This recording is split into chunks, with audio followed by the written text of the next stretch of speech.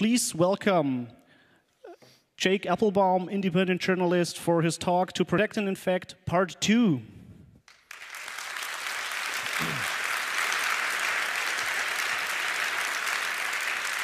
Okay.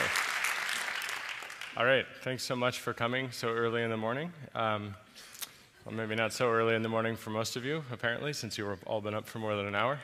But I'm going to talk today a little bit about some things that we've heard about at the conference, and I'm going to talk a bit about some things that you have not probably ever heard about in your life and are even worse than your worst nightmares.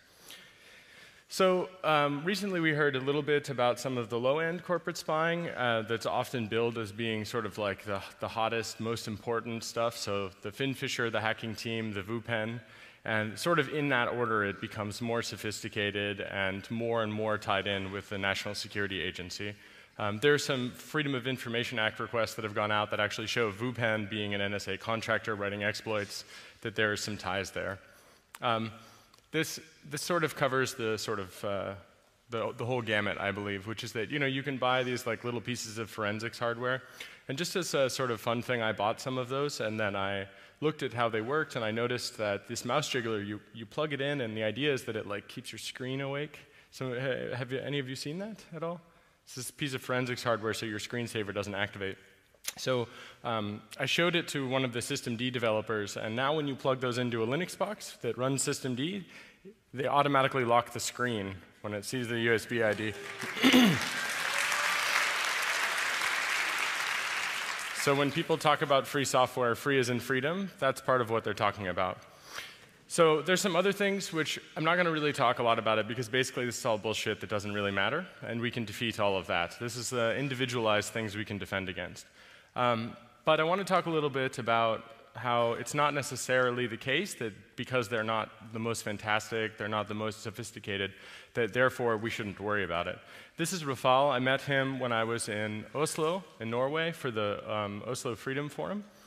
And basically, he asked me to look at his computer because he said, something seems to be wrong with it. I think that there's something, slowing it down. And I said, well, I'm not going to find anything. I don't have any tools. We're just going to like sit at the computer. And I looked, and it has to be the lamest backdoor I've ever found. It was basically a very small program that would just run in a loop and take screenshots. And it failed to upload some of the screenshots. And so there were 8 gigabytes of screenshots in his home directory. And I said, I'm sorry to break it to you, but I think that you've been owned. And by complete idiots. And he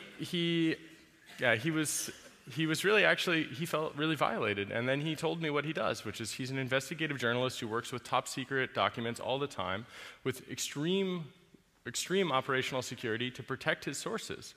But when it came to computing, J-School failed him. And as a result, he was compromised pretty badly. He was not using a specialized operating system like Tails, which if you're a journalist and you're not using Tails, you should probably be using Tails unless you really know what you're doing. Apple did a pretty good job at revoking this application. And it was, in theory, it stopped with there are lots of samples from the same group. And this group that did this is tied to a whole bunch of other attacks across the world, actually, which is why it's connected up there with Operation Hangover. The scary thing, though, is that this summer, after we'd met, he was actually arrested relating to some of these things. And now, as I understand it, he's out, but when you mess with a military dictatorship, it messes with you back. So even though that's one of the lamest backdoors, his life is under threat. So just simple things can cause serious harm to regular people that are working for some kind of truth-telling. And that, to me, is really a big part of my motivation for coming here to talk about what I'm going to talk about next, which is that for every person that we learn about, like Rafal, I think there are lots of people we will never learn about. And to me, that's very scary. And I think we need to bring some transparency, and that's what we're going to talk about now. And I really want to emphasize this point. Even though they're not technically impressive, they are actually still harmful. And that is really a key point to drive home. I mean, some of the backdoors that I've seen are really not sophisticated. They're not really that interesting. And in some cases, they're common off-the-shelf purchases between businesses. So it's like business-to-business exploitation software development. I feel like that's really kind of sad, and I also think we can change this. We can turn this around by exposing it. So what's it all about, though? Fundamentally, it's about control, baby. And that is what we're going to get into. It's not just about control of machines. What happened with Rafal is about control of people. And fundamentally, when we talk about things like internet freedom, and we talk about tactical surveillance and strategic surveillance, we're talking about control of people through the machinery that they use. And this is a really, I think, a really kind of, I'm trying to make you laugh a little bit because what I'm going to show you today is wrist-slitting depressing. So, part 2, or act 2 of part 2. Basically, the NSA, they want to be able to spy on you, and if they have 10 different options for spying on you that you know about, they have 13 ways of doing it, and they do all 13. So that's a pretty scary thing, and basically their goal is to have total surveillance of everything that they are interested in. So there really is no boundary to what they want to do. There is only sometimes a boundary of what they are funded to be able to do, and the amount of things they're able to do at scale. They seem to just do those things without thinking too much about it, and there are specific tactical things where they have to target a group or an individual, and those things seem limited either by budget or simply by their time. And as we have released today on Der Spiegel's website, which it should be live, I just checked, it should be live for everyone here, we actually show a whole bunch of details about their budgets as well as the individuals involved with the NSA and the Tailored Access Operations Group in terms of numbers. So it should give you a rough idea showing that there was a small period of time in which the internet was really free and we did not have people from the US military that were watching over it and exploiting everyone on it. And now we see every year that the number of people who are hired to break into people's computers as part of grand operations, those people are growing day by day, actually. And every year there are more and more people that are allocated, and we see this growth. So that's the goal, non-attribution and total surveillance. And they want to do it completely in the dark. The good news is that they can't. So now I'm going to show you a bit about it. But first, before I show you any pictures, I want to sort of give you the big picture from the top down. So there is a planetary strategic surveillance system, and there are many of them, actually. Everything from, I think, off-planetary surveillance gear, which is probably the National Reconnaissance Office, and their satellite systems for surveillance, like the keyhole satellites. These are all things, for the most part, we actually know about these things. They're on Wikipedia. But I want to talk a little bit more about the internet side of things because I think that's really fascinating. So part of what we are releasing today with Der Spiegel, or what has actually been released, just to be clear on the timeline, I'm not disclosing it first. I'm working as an independent journalist, summarizing the work that we have already released onto the internet as part of a publication house that went through a very large editorial process in which we redacted all the names of agents and information about those names, including their phone numbers and email addresses. And I should say that I actually think that the laws here are wrong because they are in favor of an oppressor who is criminal. So when we redact the names of people who are engaged in criminal activity, including drone murder, we are actually not doing the right thing, but I believe that we should comply with the law in order to continue to publish, and I think that's very important.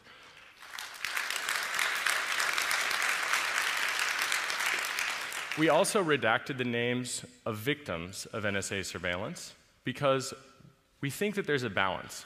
Unfortunately, there is a serious problem, which is that the US government asserts that you don't have standing to prove that you've been surveilled unless we release that kind of information. But we don't want to release that kind of information in case it could be a legitimate target, and I'm really uncomfortable with that term, but let's say that there is a legitimate target, the most legitimate target, and we didn't want to make that decision.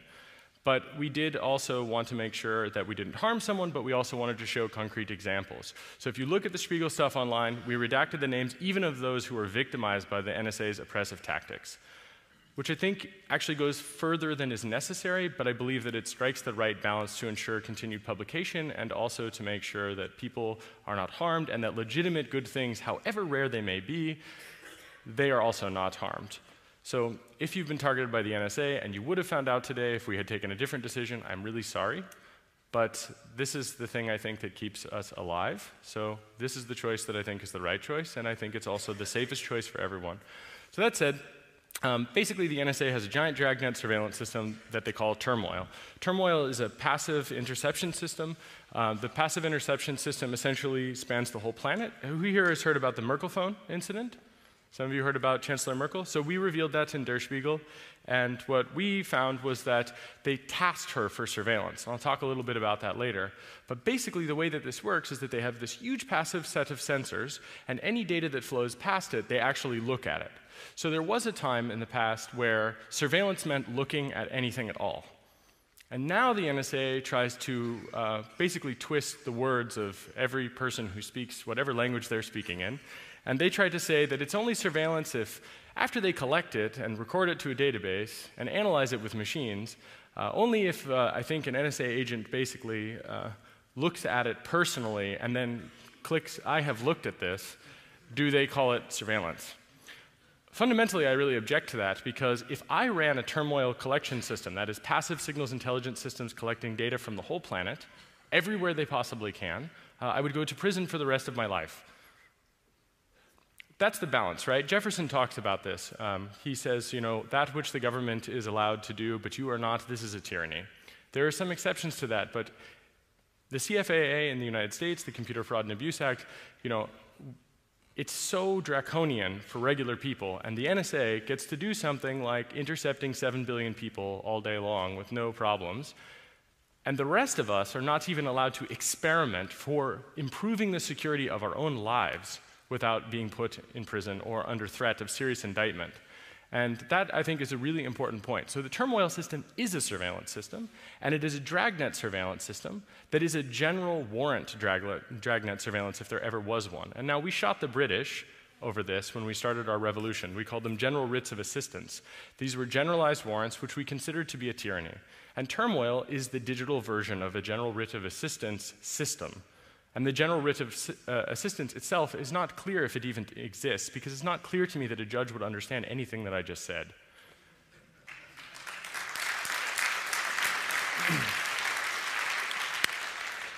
Okay, so now we're going to get scary. So that's just the passive stuff. There exists another system, it's called Turbine, and we revealed about this system in the Spiegel publications today as well. So if Turmoil is deep packet inspection, then Turbine is deep packet injection. And it is the system that, combined together with a thing, with Turmoil and Turbine, you can create a platform which they have consolidated, which they call Qfire. Qfire is essentially a way to programmatically look at things that flow across the internet that they see with Turmoil, and then using Turbine, they're able to actually inject packets to try to do attacks. And I'll describe some of those attacks in detail in a moment. But essentially, the interesting thing about Qfire also is that they have a thing that's called a diode. So if you have, for example, a large number of systems where you control them, you might say, hey, what are you doing on that backbone? Hey, what's going on with these systems? And they could say, well, you know, we paid for access, we're doing this, it's all legal, et cetera. Qfire has this really neat little detail, which is that they compromise other people's routers and then redirect through them so that they can beat the speed of light.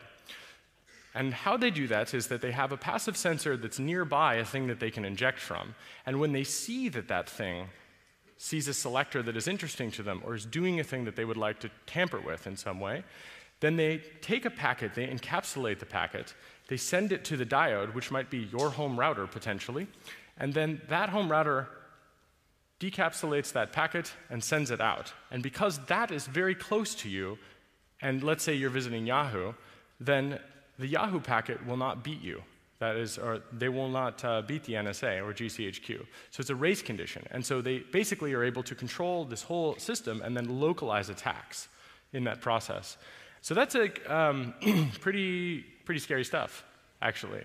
And while it is a digital thing, I think it's important to understand that this is what Jefferson talked about when he talked about tyranny. This is turnkey tyranny, and it's not that it's coming, it's actually here. It's just merely a question about whether or not they'll use it in a way that we think is a good way or not a good way. And one of the scariest parts about this is that for this system, or these sets of systems to exist, we have been kept vulnerable. So it is the case that if the Chinese, if the Russians, if people here wish to build this system, there's nothing that stops them. And in fact, the NSA has, in a literal sense, retarded the process by which we would secure the internet because it establishes a hegemony of power. their power in secret to do these things. And in fact, I've seen evidence that shows that there are so many compromises taking place between the different Five Eyes signals intelligence groups that they actually have lists that explain, if you see this backdoor on the system, contact the friendly agency. You've just re-compromised the machine of another person. So when we talk about this, we have to consider that this is designed for at-scale exploitation. And as far as I can tell, it's being used for at-scale exploitation, which is not really, in my mind, a targeted, particularized type of thing, but rather it's phishing operations, it's phishing expeditions, it's more like phishing crusades, if you will. And in some cases, looking at the evidence, that seems to be what it is, targeting Muslims, I might add, because that's what they're interested in doing. So that said, that's the internet, and we get all the way down to the bottom, and we get to the close access operations and off-net. Off-net and close access operations are pretty scary things, but basically this is what we would call a black bag job. That's where these guys, they break into your house, they put something in your computer, and they take other things out of your computer. Here's an example, first top secret document of the talk so far. This is a close access operations box. It is basically car metasploit for the NSA, which is an interesting thing, but basically they say the attack is undetectable, and it's sadly a laptop running free software. It is injecting packets, and they say that they can do this from as far away as 8 miles to inject packets. So presumably, using this, they're able to exploit a kernel vulnerability of some kind, parsing the wireless frames. And yeah, I've heard that they actually put this hardware from sources inside of the NSA and inside of other intelligence agencies that they actually put this type of hardware on drones so that they fly them over areas that they're interested in, and they do mass exploitation of people. Now, we don't have a document that substantiates that part, but we do have this document that actually claims that they've done it from up to 8 miles away. So that's a really interesting thing because it tells us that they understand that common wireless cards, probably running Microsoft Windows, which is an American company, that they know about vulnerabilities and they keep them a secret to use them. This is part of a constant theme of sabotaging and undermining American companies and American ingenuity. As an American, well, generally not a nationalist, I find this disgusting, especially as someone who writes free software and would like my tax dollars to be spent on improving these things. And when they know about them, I don't want them to keep them a secret because all of us are vulnerable. It's a really scary thing.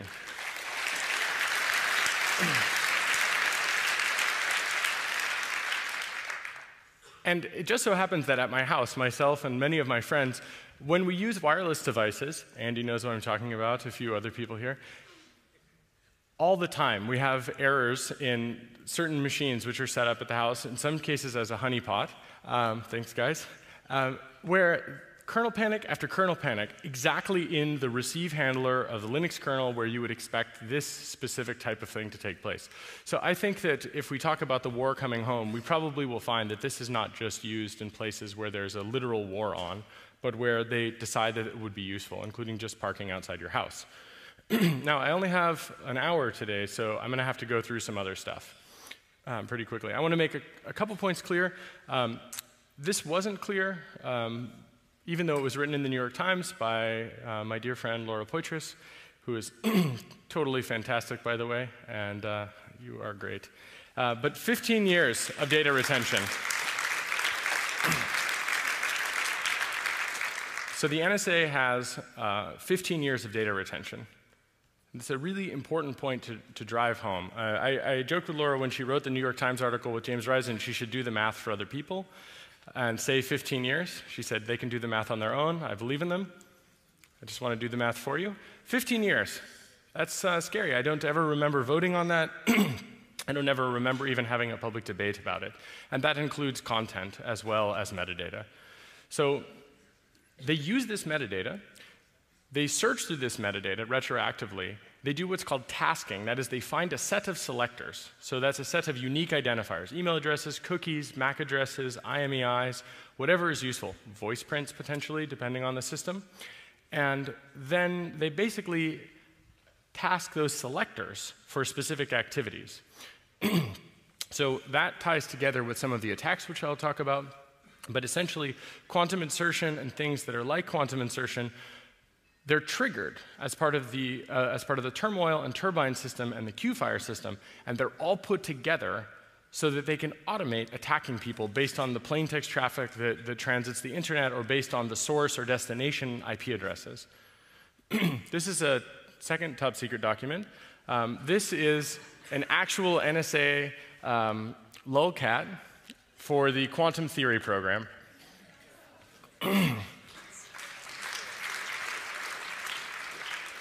You'll notice it's a black cat hiding. Okay, so there are a few people in the audience that are still not terrified enough, and there are a few people that, as part of their process for coping with this horrible world that we have found ourselves in, they will say the following: there's no way they'll ever find me, I'm not interesting. So I just want to dispel that notion and show you a little bit about how they do that. So we mentioned turmoil, which is the dragnet surveillance, and turbine, which is deep packet injection, and Q-fire, where we tie it all together. And this is an example of something which I think actually demonstrates a crime, but I'm not sure. I'm not a lawyer. I'm definitely not your lawyer. I'm certainly not the NSA's lawyer. But this is the Marina system. This is merely one of many systems where they actually have full content as well as metadata taken together. They do contact chaining, where they find out you guys are all in the same room as me, which reminds me, let's see, I got this phone. Okay, that's good. Let's turn that on. So now, you're welcome. You have no idea. But I just wanted to make sure that if there was any question about whether or not you were exempt from needing to do something about this, that is dispelled.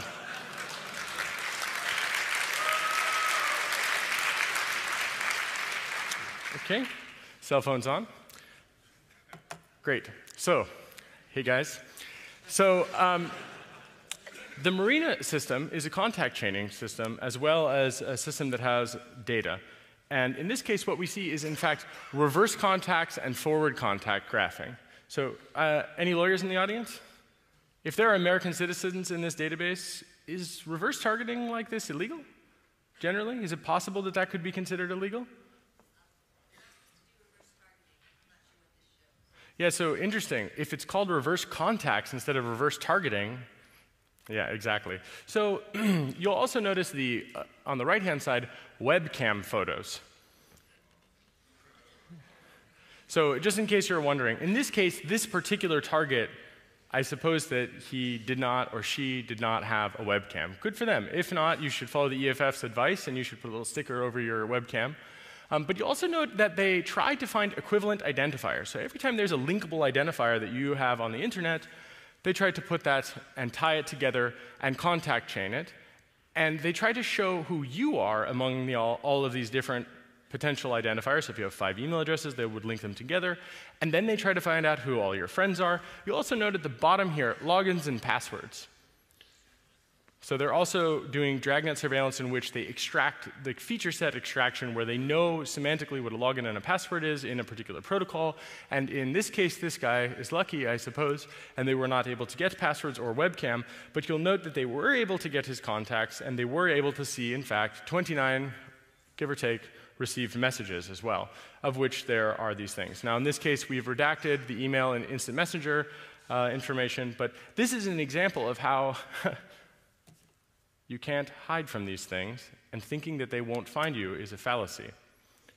So this is basically the difference between taking one wire and clipping onto it in a particularized, suspicious way, where they're really interested. They have a particularized suspicion. They think that someone is a criminal. They think someone has taken some serious steps that are illegal.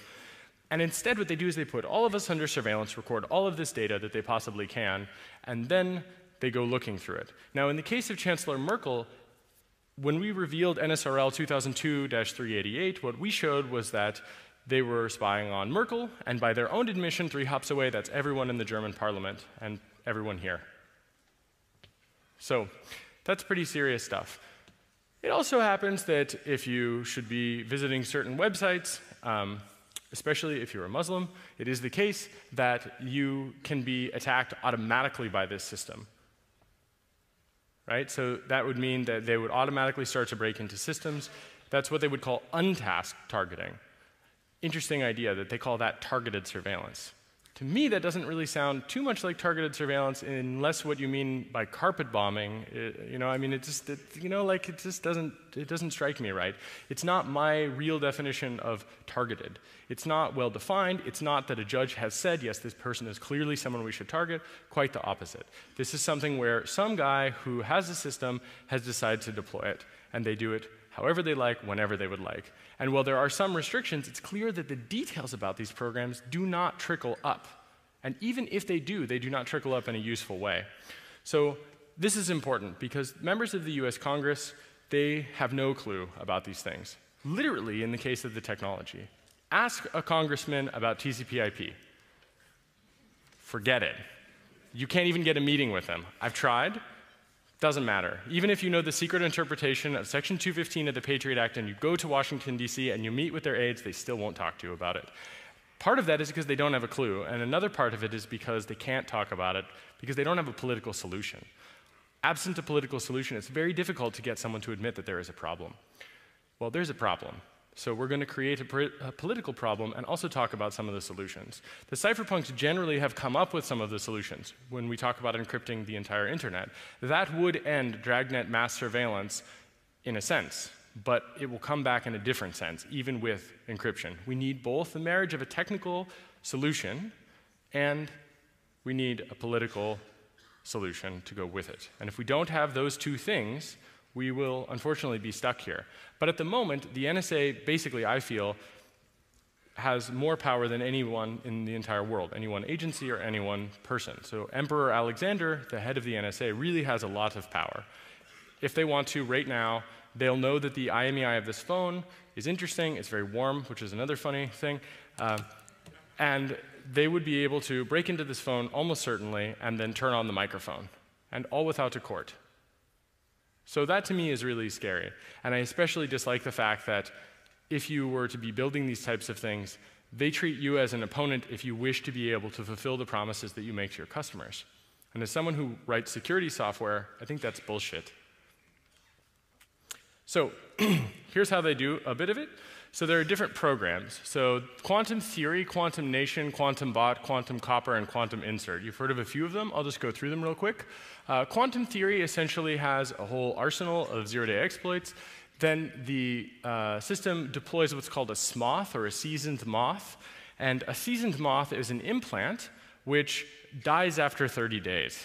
So I think that these guys either took a lot of acid or read a lot of Philip K. Dick. Potentially both. And they thought, Philip K. Dick wasn't dystopian enough. Let's get better at this. And after reading Valis, I guess, they went on. And they also have, as part of Quantum Nation, what's called validator or commandeer. Now, these are first-stage payloads that are done entirely in memory. These exploits essentially are where they look around to see if you have what are called PSPs. And this is to say, like, if you have tripwire, if you have AID, if you have some sort of system tool that will detect that an attacker is tampering with files or something like this, like a host intrusion detection system. So validator and commandeer, which, clearly the point of commandeer, well, it's misspelled here. It's not actually, that's the name of the program, but the point is to make a pun on commandeering your machine. So, when I think about the US Constitution in particular, we talk about not allowing the quartering of soldiers. Gosh, commandeering my computer sounds a lot like a digital version of that. And I find that's a little bit confusing, mostly in that I don't understand how they get away with it.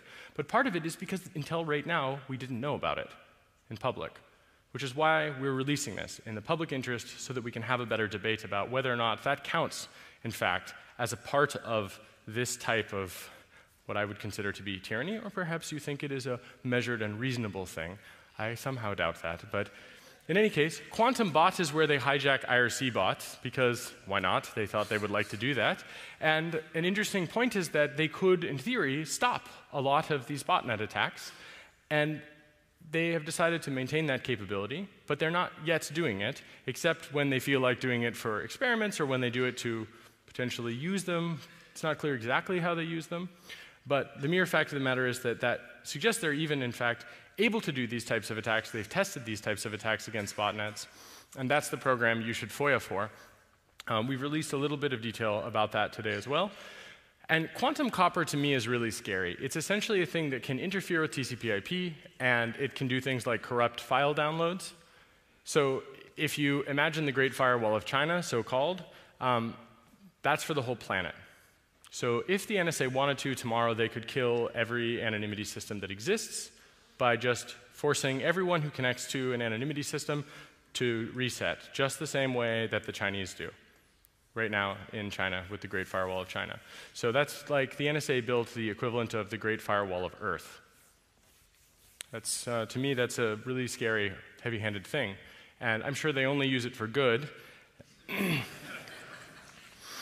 But yeah, back here in reality, that to me is a really scary thing, especially because one of the ways that they are able to have this capability, as I mentioned, is these diodes. So what that suggests is that they actually repurpose other people's machines in order to reposition and to gain a capability inside of an area where they actually have no legitimacy inside of that area. That, to me, suggests it is not only heavy-handed, that they have probably some tools to do that. You see where I'm going with this? Well, quantum insertion, this is also an important point because this is what was used against Belgacom. This is what's used by a whole number of, unfortunately, players in the game, where basically what they do is they inject a packet. So you have a TCP connection, Alice wants to talk to Bob, and for some reason Alice and Bob have not heard about TLS. Alice sends an HTTP request to Bob. Bob is Yahoo, NSA loves Yahoo. And basically they inject a packet which will get to Alice before Yahoo is able to respond, right? And the thing is that if that was a TLS connection, the man-on-the-side attack would not succeed. That's really key. If they were using TLS, the man-on-the-side attack could at best, as far as we understand it at the moment, they could tear down the TLS session, but they couldn't actually actively inject. So that's a man-on-the-side attack. We can end that attack with TLS. When we deploy TLS everywhere, then we will end that kind of attack. So there was a joke, you know, when you download MP3s, you ride with communism from the 90s. Some of you may remember this. When you bareback with the internet, you ride with the NSA.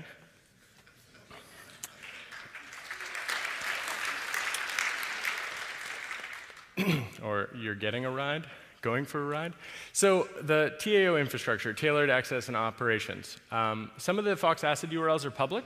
Fox ACID is essentially like a watering hole type of attack where you go to a URL, quantum insert puts like an iframe or it puts some code on your, in your web browser, which you then execute, which then causes you to load resources. One of the resources that you'll load, where you're loading CNN.com, for example, which is one of their examples. You like that, by the way? So, you know, that's an extremist site. So you might have heard about that. It's a lot of Republicans in the United States read it. So right before they wage illegal imperialist wars. So the point is that you go to a Fox ACID server, and it basically does a survey of your box and decides if it can break into it or not, and then it does. Yep, that's basically it. And the Fox ACID URLs, a few of them are public. Some of the details about that have been made public about how the structure of the URLs are laid out and so on. An important detail is that they pretend that they're Apache, but they actually do a really bad job. So they're like Hacking Team. Maybe it's the same guys. I doubt it, though. The NSA wouldn't slum with scumbags like that. But basically, you can tell. You can find them because they aren't really Apache servers. They pretend to be something else. The other thing is that none of their infrastructure is in the United States. So a little quick anonymity question. You have a set of things, and you know that a particular attacker never comes from one place. So every country on the planet, potentially, but never one place. The one place where most of the internet is. What does that tell you in terms of anonymity?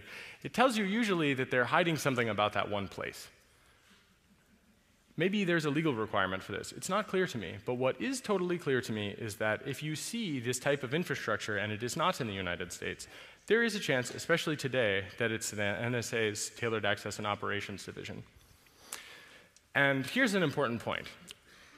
When the NSA can't do it, they bring in GCHQ. So for example, for targeting certain Gmail selectors, they can't do it. And in the documents we released today, we show that they say, if you have a partner agreement form and you need to target, there are some additional selectors that become available should you need them.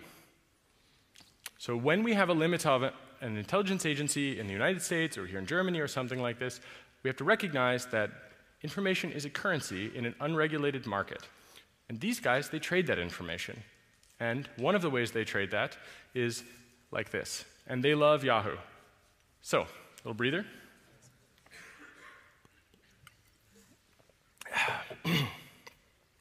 It's always good to make fun of the GCHQ with Austin Powers. Okay, another classified document here. That's actual NSA open office or PowerPoint clip art of their horrible headquarters that you see in every news story. I can't wait to see a different photo of the NSA someday. But you'll notice right here they explain how quantum works. Now, SSO is a special source operations site. So you've seen US embassies. Usually the US Embassy has dielectric panels on the roof. That's what we showed in Berlin. That was called Das Nest on the cover of Der Spiegel. That's an SSO site. So they see that this type of stuff is taking place. They do an injection, and they try to beat the Yahoo packet back. Now, another interesting point is that for the Yahoo packet to be beaten, the NSA must impersonate Yahoo. This is a really important detail because what it tells us is that they are essentially conscripting Yahoo and saying that they are Yahoo. So they are impersonating a US company to a US company user, and they are not actually supposed to be in this conversation at all. And when they do it, then they, of course, basically, if you're using Yahoo, you're definitely going to get owned. So, and I don't just mean that in that Yahoo is vulnerable, they are, but I mean people that use Yahoo tend to, maybe it's a bad generalization, but you know, they're not the most security-conscious people on the planet. They don't keep their computers up to date, I'm guessing, and that's probably why they love Yahoo so much. They also love CNN.com, which is some other, I don't know what that says. It's like a sociological study of compromise. But that's an important detail. So the SSO site sniffs, and then they do some injection. They redirect you to Fox Asset. That's for web browser exploitation. They obviously have other exploitation techniques. OK, so now, we all know that cell phones are vulnerable. Here's an example. This is a base station that the NSA has that I think it's the first time ever anyone's ever revealed an NSA IMSI catcher. So here it is. Well, actually, second time, because Der Spiegel did it this morning, but you know what I mean.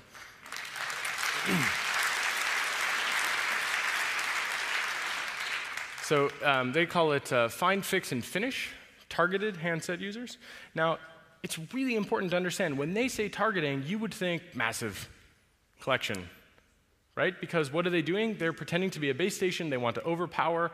They want to basically be the phone that you connect to, or the phone system that you connect to.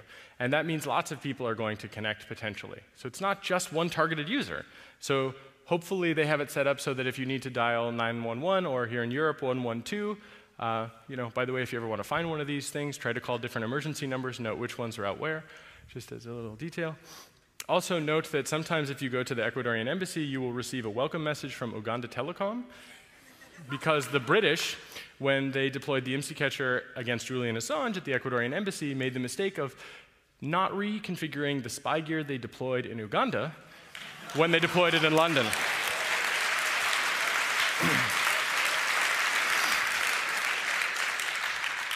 And this can be yours for only $175,800 US. And this covers GSM and PCS and DCS and a bunch of other stuff. So basically, if you use a cell phone, forget it. It doesn't matter what you're doing. The exception may be cryptophone and redphone. In fact, I'd like to just give a shout out to the people who work on free software and software which is actually secure. Like Moxie Marlinspike, I'm so sorry I mentioned your name in my talk, but don't worry, your silence won't protect you. I think it's really important to know Moxie is one of the very few people in the world who builds technologies that is both free and open source, and as far as I can tell, he refuses to do anything awful. No backdoors or anything. And from what I can tell, this proves that we need things like that. This is absolutely necessary because they replace the infrastructure we connect to. It's like replacing the road that we would walk on and adding tons of spy gear. And they do that too. We'll get to that. OK. So I'm going to go a little quick through these because I think it's better that you go online and you ingest it, and I want to have a little bit of time for questions. But basically, here's an example of how, even if you disable a thing, the thing is not really disabled. So if you have a Wi-Fi card in your computer, the Somber Knave program, which is another classified document here, they basically repurpose your Wi-Fi gear. They say, you're not using that Wi-Fi card? We're going to scan for Wi-Fi nearby, we're going to exfiltrate data by finding an open Wi-Fi network, and we're going to jump on it. So they're actually using other people's wireless networks in addition to having this stuff in your computer. And this is one of the ways they beat a so-called air-gapped target computer. Okay, so here are some of the software implants.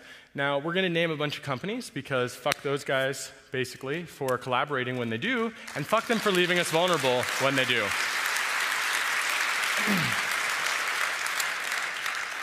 And I mean that in the most loving way, because some of them are victims, actually. It's important to note that we don't yet understand which is which.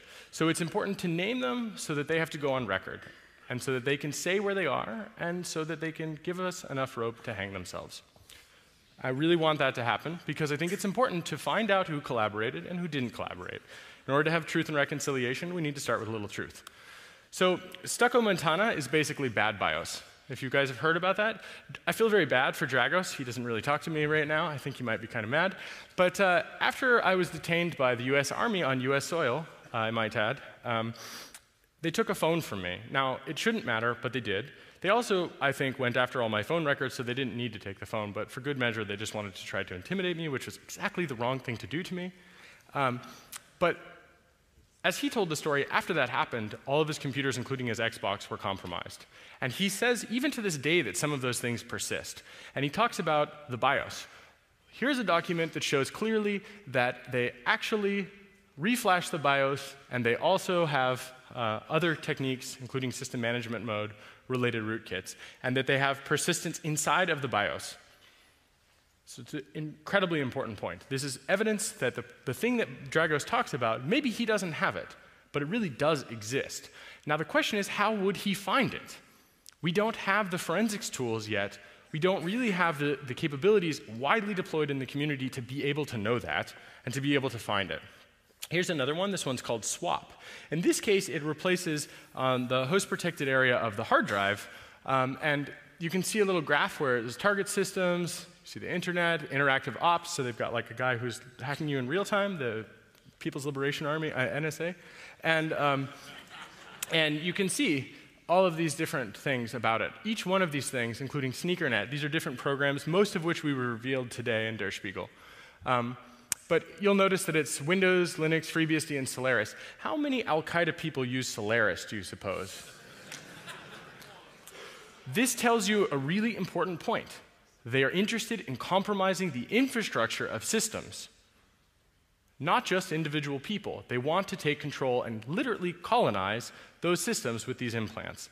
And that's not part of the discussion. People are not talking about that because they don't know about that yet, but they should. Because, in addition to the fact that Sun is a US company, which they are building capabilities against, that to me really bothers me. I can't tell you how much that bothers me. We also see that they're attacking Microsoft, another US company, and Linux and FreeBSD, where there are a lot of people that are building it from all around the world. So they're attacking not only collective efforts and corporate efforts, but basically every option you possibly can, from end users down to telecom core things. Here's another one, Deity Bounce. This is for Dell. So Dell PowerEdge 1850, 2850, 1950, 2950 RAID servers using any of the following BIOS versions. Right? So just in case you're wondering, hey Dell, why is that? Curious about that. Love to hear your statements about it. So if you write Yara SIGs and you're interested in looking for NSA malware, look for things that use RC6. So look for the constants that you might find in RC6. And when they run, if they emit UDP traffic, we've actually seen a sample of this, but we were not able to capture it, sadly. But emitting UDP traffic that is encrypted. You know, people that I've worked with on things related to this, they've had their house black-bagged. They've had pretty bad stuff happen to them. That's their story to tell. But one of the interesting details is that after those events occurred, these types of things were seen. Man, that was a really bad idea for those guys, I might add, because I wouldn't have put the slide in if that had not occurred. But if you want to look for it, you'll find it. I know some people that have looked with Yara SIGs, and they have in fact found things related to this. So I suspect a lot of malware researchers in the near future are going to have a lot of stuff to say about this particular slide. I'll leave that to them. I think it's very important to go looking for these things, especially to find out who is victimized by them. Here's an iPhone backdoor. So dropout Jeep So you can see right there. So SMS, contact list retrieval, voicemail, hot microphone, camera capture, cell tower location. Cool. Do you think Apple helped them with that? I don't know. I hope Apple will clarify that. I think it's really important that Apple doesn't. Here's a problem. I don't really believe that Apple didn't help them. I can't prove it yet, but they literally claim that anytime they target an iOS device, that it will succeed for implantation. Either they have a huge collection of exploits that work against Apple products, meaning that they are hoarding information about critical systems that American companies produce and sabotaging them, or Apple sabotaged it themselves. Not sure which one it is. I'd like to believe that since Apple didn't join the PRISM program until after Steve Jobs died, that maybe it's just that they write shitty software. We know that's true.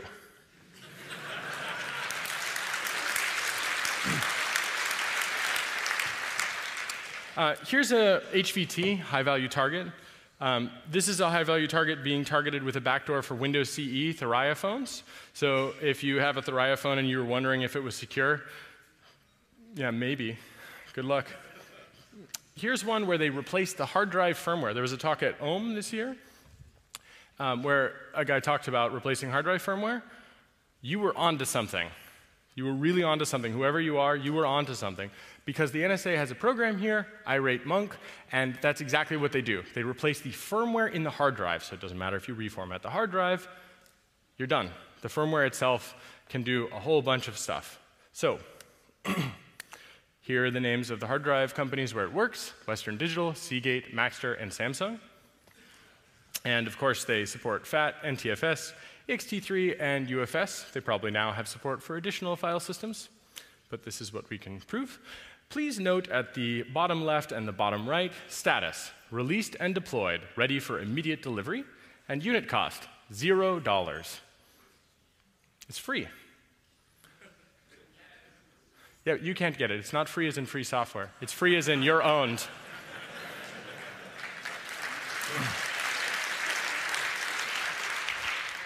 I want to give a shout out to Karsten Knoll and Luca for their incredible talk where they showed this exact attack without knowing that they had found it. Right? They say, yeah, absolutely. Important point. The NSA says that when they know about these things, that nobody will come to harm, no one will be able to find them, they'll never be able to be exploited by another third party. Karsten found this exact vulnerability. They were able to install a Java applet on the SIM card without user interaction, and it was based on a service provider security configuration, which is exactly what the NSA says here, and they talk about attacking the SIM toolkit inside of the phone, and Karsten found the same vulnerability and attacked it in the wild. This is perfect evidence not only of how badass Karsten and Luca are, they are, no question, but also about how wrong the NSA is with this balance.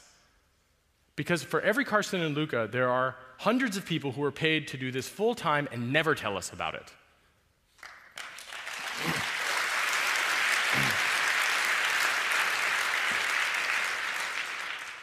Important detail. Do you see that interdiction phrase right there? Through remote access, in other words, we broke into your computer, or interdiction, in other words, we stole your fucking mail. Now, this is a really important point. We all have heard about these paranoid, crazy people talking about people breaking into their houses. That's happened to me a number of times. Motherfuckers, getting you back. It's really important to understand this process is one that threatens all of us. The sanctity of the postal system has been violated. I mean, whoa, God, it makes me so angry, you know? You can't even send a letter without being spied on, but even worse, that they tamper with it. It's not enough that the US Postal Service records all of this information and keeps it. That's not enough. They also have to tamper with the packages. So every time you buy from Amazon, for example, every time you buy anything on the internet, there is the possibility that they will actually take your package and change it. One of the ways that I've heard that they change it is that they will actually take the case of your computer and they will injection mold a hardware backdoor into the case of the computer. So that even if you were to look at the motherboard or have it serviced, you would not see this. It nearly just needs to be in the proximity of the motherboard. So let's talk about hardware implants that they will put into your devices. Here's one. This is called Bulldozer. It's a PCI bus hardware implant. Pretty scary. Doesn't look so great, but let's go on a little bit. Okay, here's one where they actually exploit the BIOS and system management mode. There's the graph. It shows all of these various different interconnections, which is important. Then they talk about the long-range comms, Inmarsat, VSAT, NSA means, and future capabilities. I think NSA means exists. Future capabilities seems self-explanatory. This hardware implant provides two-way RF communication. Interesting. So you disable all the wireless cards, whatever you need, there you go. They just added a new one in there, and you don't even know. Your system has no clue about it. Here's a hardware backdoor which uses the I2C interface because no one in the history of time other than the NSA probably has ever used it. That's good to know that finally someone uses I2C for something. Okay, other than fan control. But look at that. It's another American company that they are sabotaging. They understand that HP's servers are vulnerable, and they decided, instead of explaining that this is a problem, they exploit it. And Iron Chef, through interdiction, is one of the ways that they will do that. So I want to really harp on this. Now, it's not that I think European companies are worth less. I suspect, especially after this talk, that won't be true in a literal stock sense, but I don't know. I think it's really important to understand that they are sabotaging American companies because of the so-called home field advantage. The problem is that as an American who writes software, who wants to build hardware devices, this really chills my expression, and it also gives me a problem, which is that people say, why would I use what you're doing? You know, what about the NSA? Man, that really bothers me. I don't deserve the Huawei taint. And the NSA gives it. And President Obama's own advisory board that was convened to understand the scope of these things has even agreed with me about this point, that this should not be taking place, that hoarding of zero-day exploits cannot simply happen without thought processes that are reasonable and rational and have an economic and social valuing where we really think about the broad-scale impact. Now, we're going to go on to a little bit more. Here's where they attack SIM cards. This is Monkey Calendar. So it's actually the flowchart of how this would work. So in other words, they told you all of the ways in which you should be certainly looking at this. So if you ever see your handset emitting encrypted SMS that isn't text secure, you now have a pretty good idea that it might be this. Here's another example. If you have a computer in front of you, I highly encourage you to buy the Samsung SGH-X480C. That's the preferred phone of the NSA for attacking another person's phone. Not exactly sure why, but an important point is they add the backdoor, then they send an SMS from a regular phone. What does that tell you? What does that tell you about the exploitation process? It tells you that it's actually something which is pretty straightforward, pretty easy to do, doesn't require specialized access to the telecoms once they've got your phone compromised. That, to me, suggests that other people might find it, other people might use these techniques. Okay, here's a USB hardware implant called Cottonmouth. We released this in Spiegel today as well. See the little red parts? It will provide a wireless bridge onto the target network with the ability to load exploit software. Here's a little bit of extra details about that. It actually shows the graph at the bottom, how they do this, how they get around, how they beat the air gap of these things. And they talk a bit about being Genie compliant. So Genie and the rest of these programs, these are like Dropout Jeep is part of the chimney pool programs, and Cottonmouth is part of the rest of these programs over here. These are huge programs where they're trying to beat a whole bunch of different adversaries.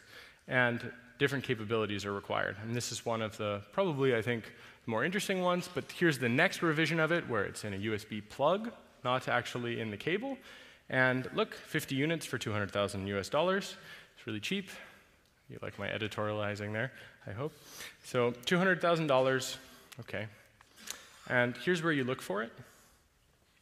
If you happen to have an X-ray machine, look for an extra chip. And that's a howler monkey radio frequency transmitter. Well, what's a howler monkey? We'll talk about that in a second, but basically, this is for Ethernet. Here, this is the Firewalk. It can actually do injection bidirectionally on the Ethernet controller into the network that it's sitting on. So it doesn't even have to do things directly to the computer. It can actually inject packets directly into the network according to the specification sheet, which we released today on Der Spiegel's website. As it says, active injection of Ethernet packets onto the target network. Here's another one from Dell with an actual Flux Babbitt hardware implant for the PowerEdge 2950. This uses the JTAG debugging interface of the server. Why did Dell leave a JTAG debugging interface on these servers? Interesting, right? Because it's like leaving a vulnerability in. Is that a bug door or a backdoor? Or just a mistake? Well, hopefully they will change these things, or at least make it so that if you were to see this, you would know that you had some problems. Hopefully Dell will release some information about how to mitigate this advanced persistent threat. Right? Everything that the US government accused the Chinese of doing, which they are also doing, I believe, we are learning that the US government has been doing to American companies. That to me is really concerning, and we've had no public debate about these issues, and in many cases, all the technical details are obfuscated away, and they're just completely outside of the purview of discussions. In this case, we learn more about Dell and which models. And here's the howler monkey. These are actually photographs of the NSA implanted chips that they have when they steal your mail. So after they steal your mail, they put a chip like this into your computer. So the one, the Firewalk one is the Ethernet one, and that's an important one. You probably will notice that these look pretty simple, common off-the-shelf parts. So, whew. All right. Who here is surprised by any of this? I'm really, really, really glad to see that you're not all cynical fuckers, and that someone here would admit that they were surprised. Okay, who here is not surprised? I'm going to blow your fucking mind. Okay, we all know about Tempest, right? Where the NSA pulls data out of your computer, you radiate stuff, and they grab it, right? Everybody who raised their hand and said they're not surprised, you already knew about Tempest, right? Right? Okay. Well, what if I told you that the NSA had a specialized technology for beaming energy into you and to the computer systems around you? Would you believe that that was real, or would that be paranoid speculation of a crazy person? Anybody? You cynical guys holding up your hands saying that you're not surprised by anything? Raise your hand if you would be unsurprised by that. Good. It's not the same number. It's significantly lower. It's one person. Great. Here's what they do with those types of things. That exists, by the way.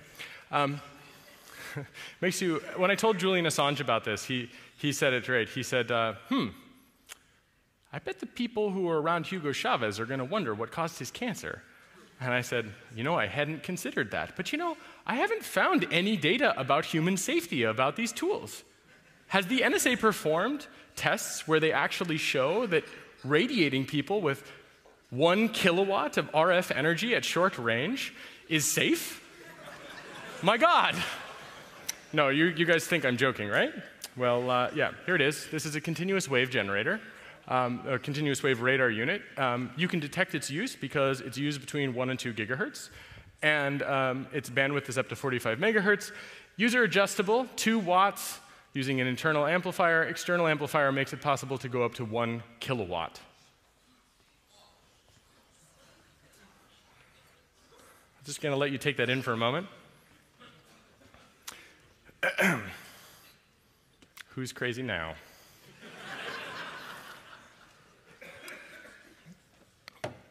Now, I'm being told I only have 1 minute, so I'm going to have to go a little bit quicker. I'm sorry.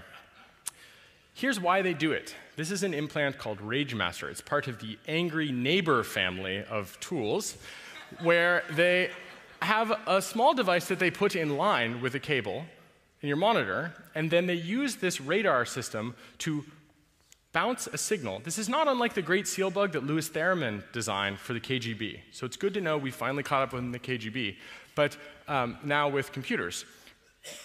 They send the microwave transmission, the continuous wave, it reflects off of this chip, and then they use this device to see your monitor.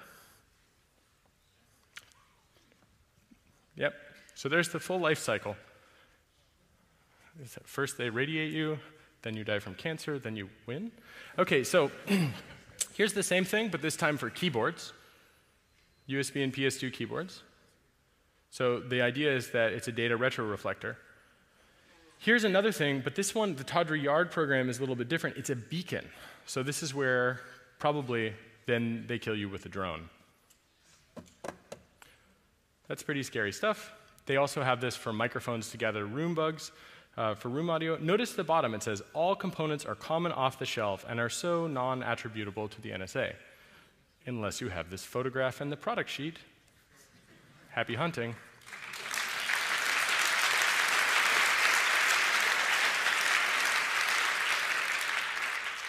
Just to give you another idea, this is a device they use to be able to actively hunt people down. This is a hunting device, right? Handheld finishing tool used for geolocation targeting handsets in the field. So, who was not surprised by this? I'm so glad to have finally reached a point where no one raised their hand except that one guy who I think misheard me. Or you're brilliant, and please stay in our community and work on open research. Yeah, and if you work for the NSA, I'd just like to encourage you to leak more documents.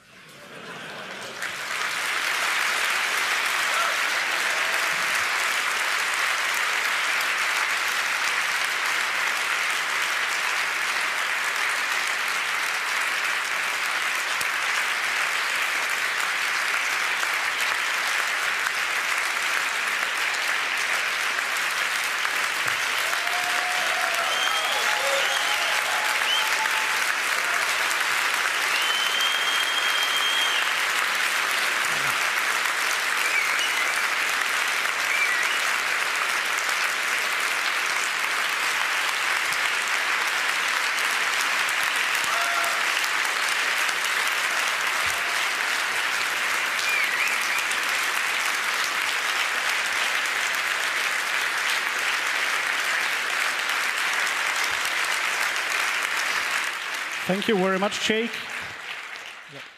Thank you. I'm afraid we ran all out of time for the Q&A. I'm very sorry for everyone who wanted to ask questions. But we do have a press conference. Well, if you guys, I say occupy the room for another 5 minutes, or know that there's a press conference room that will be opened up where we can all ask as many questions as we want in 30 minutes if you're interested. And I'll basically be available until I'm assassinated to answer questions.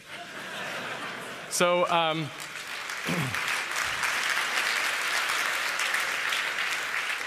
in the immortal words of Julian Assange, remember, no matter what happens, even if there's a videotape of it, it was murder. Thank you.